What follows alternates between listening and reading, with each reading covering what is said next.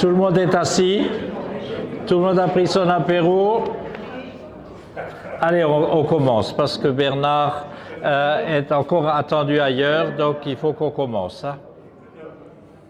Mesdames, Messieurs, chers amis, chers habitants de Romelfin, c'est avec un grand plaisir et une profonde émotion que nous vous accueillons aujourd'hui, vous, les aînés de notre commune, qui représentez la mémoire vivante et le cœur de Romelfin. Votre présence parmi nous est précieuse et c'est l'occasion pour moi, au nom du conseil municipal et en mon nom propre, de vous exprimer notre reconnaissance pour tout ce que vous avez apporté et continuez d'apporter à notre village. Je tiens à excuser nos sénatrices, Catherine Belriti, empêchée par une autre manifestation, et Christine Herzog, qui aurait dû être parmi nous, mais une maladie l'en a empêchée. Je salue aussi notre député qui va venir nous rejoindre et qui va aussi passer en coup de vent, notre conseiller départemental, Bernard Simon, notre président de la communauté de communes qui malheureusement ne peut pas venir non plus, et enfin quelques conseillers municipaux qui n'ont pas pu se joindre à nous aujourd'hui. Sans oublier notre maire honoraire, Alfred, et M. Bondeau, dont c'est la première participation à la fête des seniors, notre curé. Aujourd'hui, nous souhaitons partager avec vous des réalisations récentes, des projets en cours et ceux à venir, afin de vous montrer que Romelfin continue d'avancer tout en préservant son caractère et son histoire, auquel vous êtes tellement attachés. Les travaux réalisés ces derniers mois, plusieurs chantiers importants qui ont été menés à bien pour améliorer notre cadre de vie et préserver notre patrimoine communal. Parmi ces réalisations, je tiens à souligner l'assainissement. De concert avec la communauté de communes, nous avons poursuivi nos efforts pour moderniser et optimiser ce réseau d'assainissement de la commune. Les travaux, bien que peu visibles actuellement, ont beaucoup perturbé le village pendant quelques mois, mais c'était pour garantir la qualité de vie de tous les habitants et préserver votre environnement.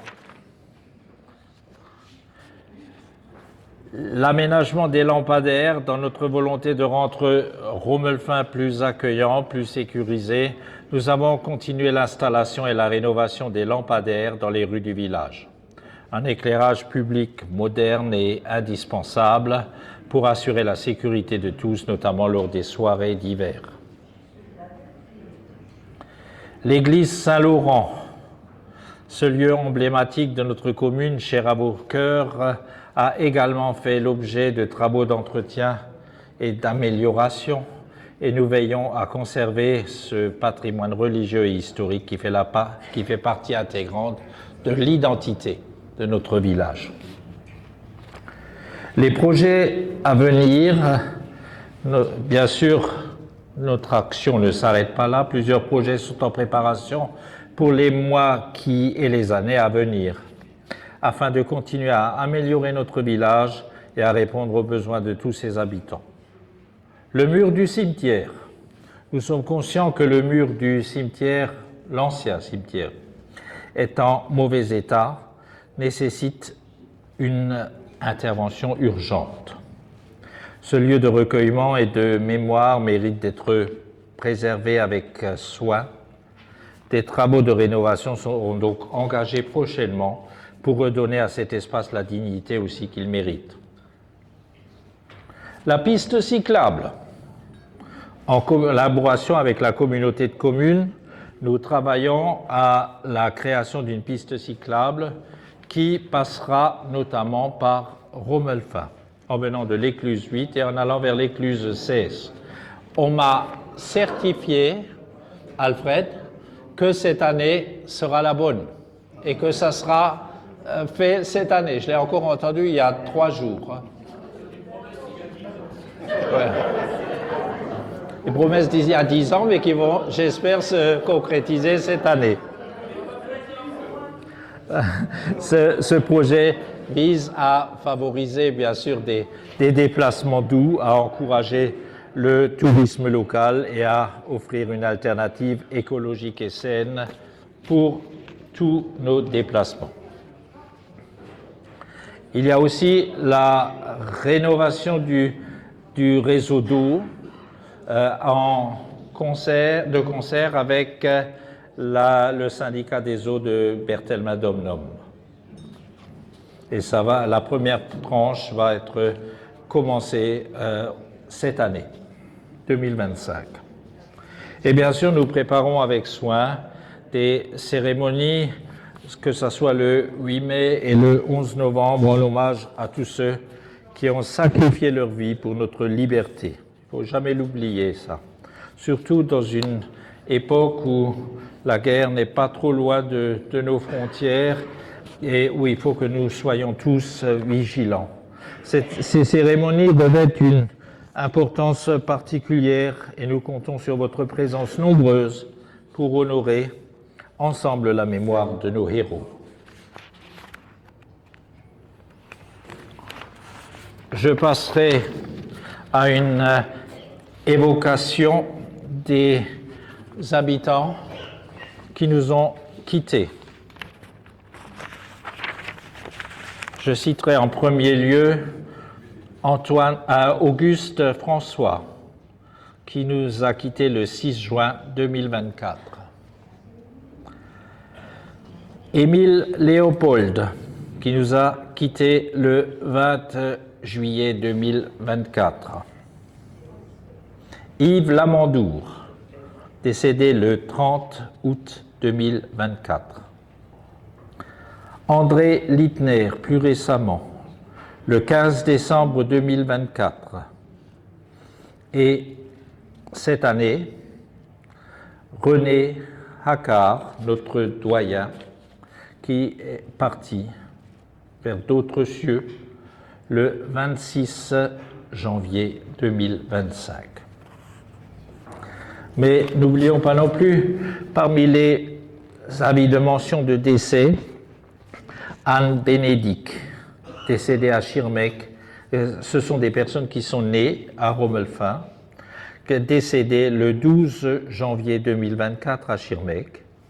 Jean-Marie Schmitt, le 11 février 2024 à Herbitsheim. Marie-Thérèse Fillinger, le 11 avril 2024. Daniel Auréal, le 17 septembre 2024 à Saverne. Et Jean-Victor Bertin, le 6 octobre 2024 à Sarrebourg. Je vous propose une minute de silence. Si vous voulez bien vous lever.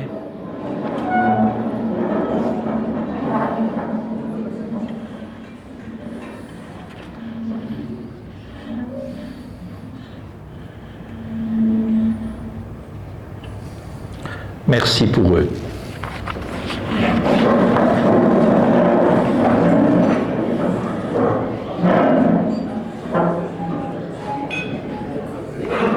Au niveau de l'année civile, les naissances 2024 se sont fait plus ou moins rares, mais Romy Muller, fille de Cédric Muller et de Justine Heimroth, est née le 31 juillet de l'année dernière, et Malo Christophe, fils de Simon Christophe et de Manon Guichard, le 2 septembre 2024. Des mariages, il y en a eu 2 qui concernent Rommelfin. Émilie Blaisin et Jordan Young, qui se sont mariés le 8 juin 2024 à Trois-Fontaines, et qui habitent à Rommelfin. Nadine Thierry et Francis Beck, qui se sont mariés le 26 septembre 2024 au Clocher. Félicitations. Et enfin, les habitants de Romelfin qui nous rejoignent aujourd'hui. Blaisin Véronique, qui n'est malheureusement pas là, il y en a quelques-uns qui ne sont pas là, mais Blaisin Véronique intègre le club. Elle est née en février 64. Unterreiner Véronique le 4 février 64. Jacob Simone le 19 septembre 64 et Lefebvre Marie-Claude le 23 novembre 64. Bon, on les salue, mais ils ne sont pas là. Les enfants de Romelfin qui sont nés en 64, je les cite aussi. Bénédicte Daniel, 19 septembre. Girard Annie, 2 juillet. Et Girard Émile, 2 juillet. Voilà pour l'état civil. Et maintenant, je cherche la dernière page avant de passer la parole à mon voisin. Allez, un mot pour conclure. Chers amis, votre présence aujourd'hui, je l'ai déjà dit, nous rappelle l'importance de la solidarité intergénérationnelle. Vous êtes les gardiens de notre histoire et nous nous efforçons, grâce à vos conseils et à votre soutien, de construire un avenir qui honore le passé tout en s'adaptant aux défis de demain. Je tiens à remercier chaleureusement tout le conseil municipal pour son engagement sans faille, et ils vont encore vous servir aujourd'hui, ainsi que tous les bénévoles et partenaires qui contribuent à faire de Romelfin un village où il fait bon vivre. Je vous remercie, chers aînés, pour votre présence, votre sagesse et votre attachement à la commune. Vous êtes et resterez toujours au cœur de notre action. Vive Romelfin, vive la solidarité, vive la Moselle et vive la France.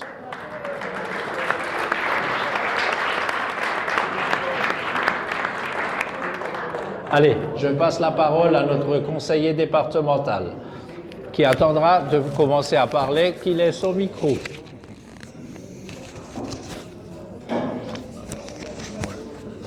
Bon. Merci Bernard. Donc je salue le maire, son conseil municipal, les adjoints, le conseil général honoraire, Alfred, monsieur le curé, qui n'est pas que français, il est franco-belge. J'ai appris ça avant. Il a 2 nationalités. Donc vous avez un curé franco-belge à Romelfin, ce qui est très bien. Je salue aussi mon collègue Francis, qui est le maire du village à côté de Langat, que je vois assez souvent. Et quand il vient toujours pour demander quelque chose. Alors, j'ai l'habitude. Alors, Francis, tu es quand même le bienvenu quand il vient à Langat. Ben, je crois que vous pouvez remercier votre conseil municipal et le maire pour garder ce repas. Ben, je ne dirais pas des anciens, le repas des sages. Les seniors. Non, même pas des seniors, les sages. Parce que vous êtes les sages du village. C'est grâce à vous que nous sommes là. Si vous n'étiez pas là, on ne serait peut-être pas là. Il n'y aurait peut-être pas un Romelfin qu'il y a aujourd'hui. Et je crois que ça, il faut vous remercier. Et je crois que votre conseil municipal et le maire, ils vous honorent dans ce sens-là.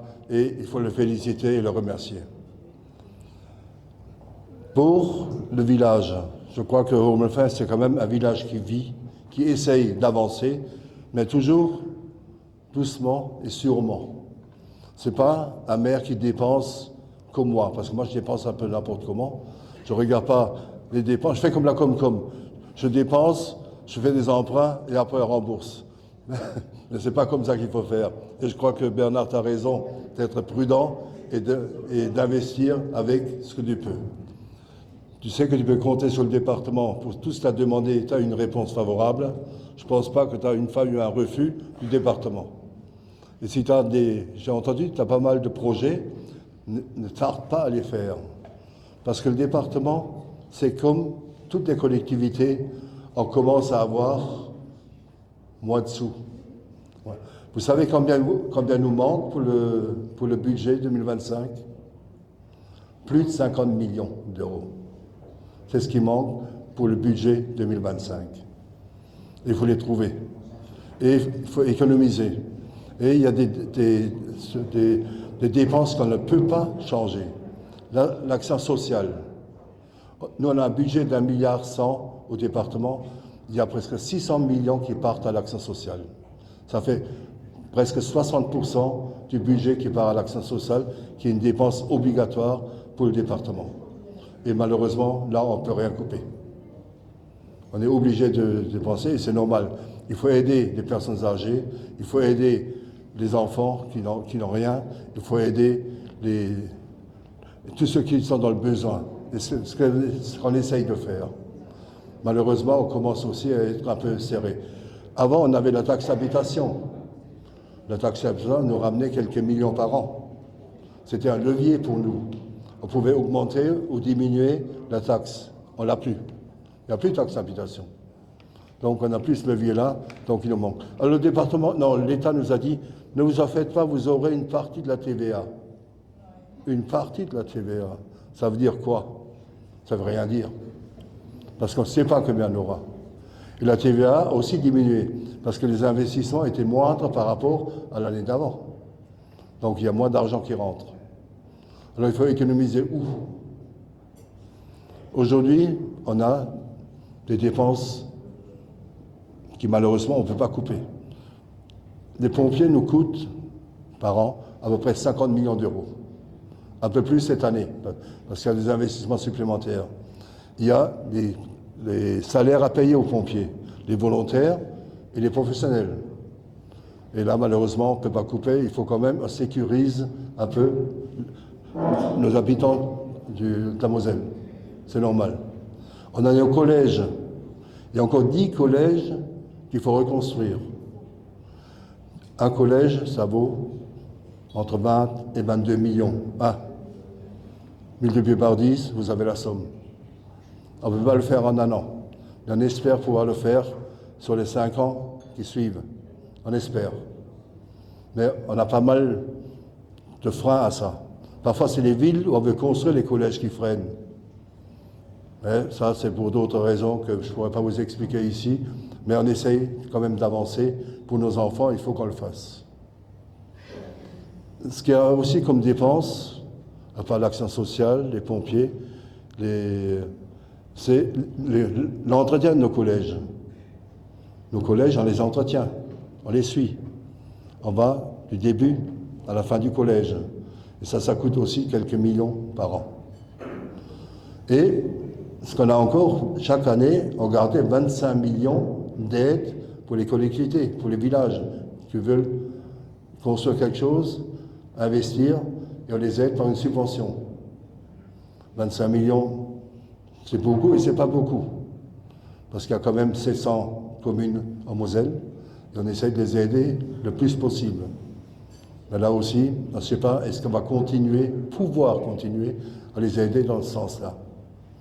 Alors c'est pour ça, Bernard, si tu as des projets à faire, ne tarde pas à les déposer, parce que si vous les déposez assez tôt, ça passera. Après, on ne sait pas ce qui va arriver. Aujourd'hui, on avait Ambition Moselle, les maires savent ce que c'est. C'est les aides de la Moselle du département aux communes. Ça va prendre fin 2025. En septembre 2025, on arrête Ambition Moselle. On est en train de travailler sur la suite. Aujourd'hui, on ne sait encore pas comment on va continuer. Mais on ne laissera pas tomber les communes. Ne vous en faites pas. Mais on ne pourra peut-être plus les aider non plus du même taux qu'on a aidé jusqu'à présent. Alors je crois que je vais arrêter là parce que je ne vais pas vous noircir le tableau. Nous, on le suit toute l'année. Toute l'année, on le subit. À chaque réunion, on en parle. Ce qui est normal. Mais il faut le savoir que c'est dur partout.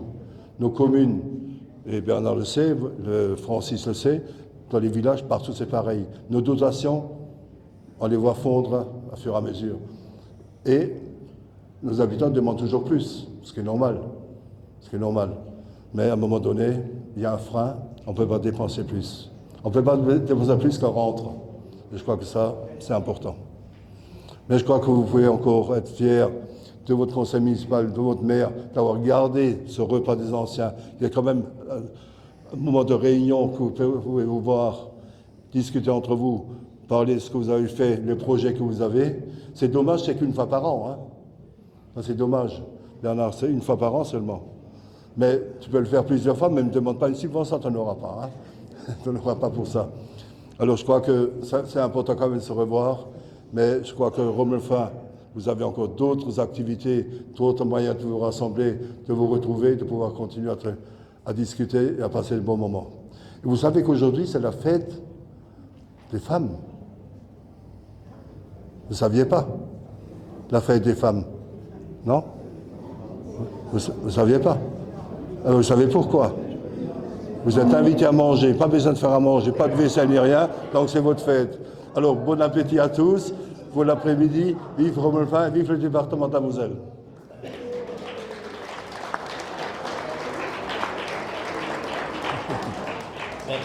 Merci Bernard. Voilà, quelques infos.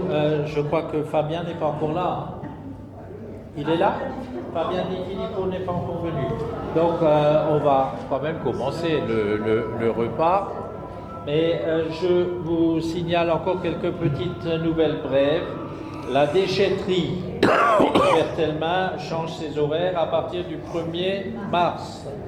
Et le lundi de 9 à 12 heures et les mercredis et jeudis de 13 à 17 heures. Vous pourrez ramener vos déchets. Et enfin, nous avons aussi en mairie, pour ceux que ça intéresse, mais ça peut intéresser tout le monde, un document d'information communale sur les risques, ce qu'on appelle le DICRIM, qui est consultable pour toute la population, concernant tous les risques que peut subir Romelfin. Donc n'hésitez pas à passer en mairie pour le consulter si ça vous intéresse. Et enfin, par ailleurs, Panneau Pocket fait toujours son action d'information sur les smartphones. Et il faut être équipé. Donc, si vous avez un smartphone, n'hésitez pas à prendre l'application gratuite Panneau Pocket qui vous informera de tout ce qui se passe à Romelfin, surtout les choses urgentes, notamment. Voilà, je crois qu'on a fini, mais vous avez tous assisté, vous avez tous remarqué sur les tables une superbe décoration. Eh bien, cette décoration, c'est l'œuvre de nos jeunes femmes du conseil municipal, notamment, je cite Christelle, je cite Cindy, je cite Nénette, qui ont œuvré pour préparer ces tables, avec d'ailleurs l'ensemble du conseil municipal ce vendredi soir. La décoration est belle, moi je trouve, et on peut les applaudir toutes et tous. Voilà, maintenant, bon appétit. Merci. Et dans quelques dizaines de minutes, vous aurez de la musique par un groupe d'accordéonistes qu'on vous présentera.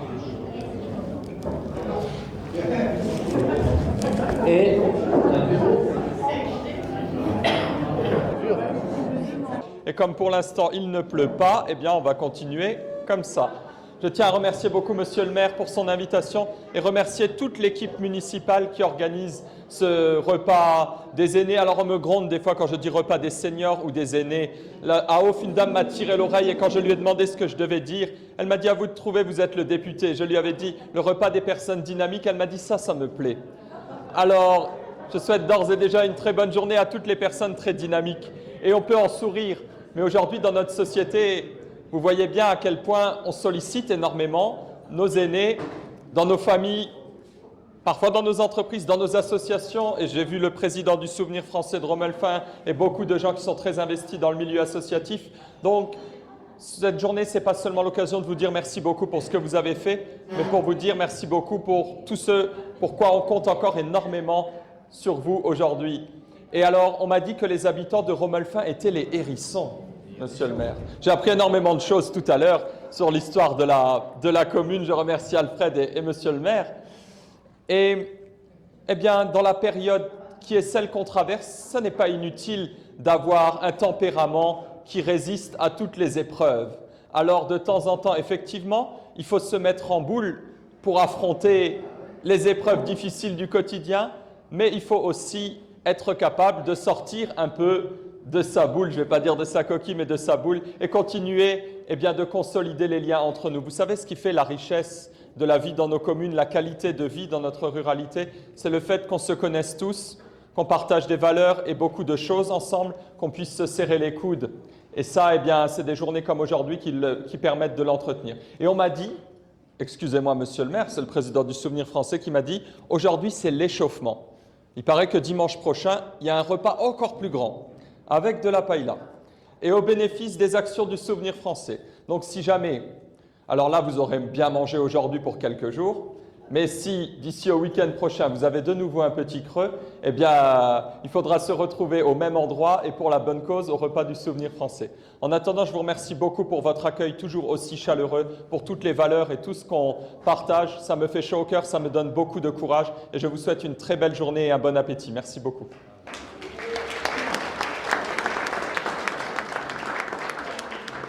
Merci Fabien. Et maintenant, on va démarrer pour la suite. Voilà. Merci.